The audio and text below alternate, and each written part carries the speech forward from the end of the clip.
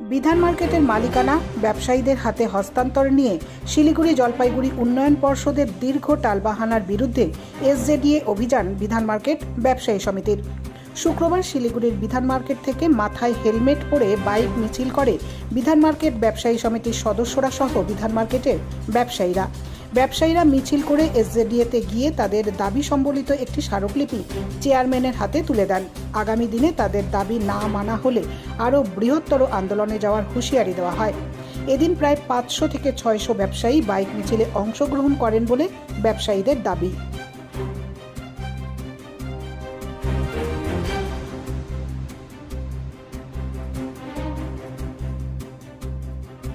আমাদের প্রোগ্রাম আপনারা জানেন, আমরা বহুদিন ধরে একটা আন্দোলনে আছি যে বিধান মার্কেটের কাগজের জন্য একটা আন্দোলন আমরা করে যাচ্ছি।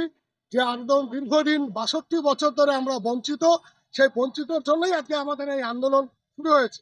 বিধান মার্কেটে যে সকল দোকানদাররা কাগজ পাচ্ছে না, লোন পাচ্ছে না, ইন্স্যুরেন্স পাচ্ছে না, এর জন্যই আমাদের আন্দোলন। আজকে আমাদের যে আন্দোলন, সবচেয়ে আগে আমি জানাই আমাদের মাননীয় মুখ্যমন্ত্রী উনি আহত হয়েছেন।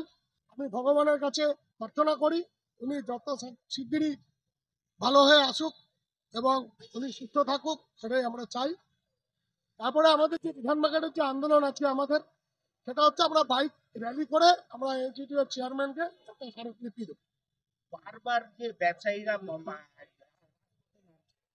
এখন পর্যন্ত আপনাদের কাছে সমাধান হচ্ছে না, তবে কথাবার্তা হয়েছে আমাদের সঙ্গে, সরকার পক্ষের কথাবার্তা অনেকবারই হয়েছে, তবে তারা একটু ডিলে করছে বলেই আমরা আবার আন্দোলনে নেমে এখনো বলা যাচ্ছে না। তো মোটামুটি যা আমি এখন যা দেখছি তাতে শুরু করে বাইক অলরেডি ঢুকে গেছে, এবার আরো বাইক ঢুকছে, কারণ আমাদের টাইম দেওয়া আছে 12:30।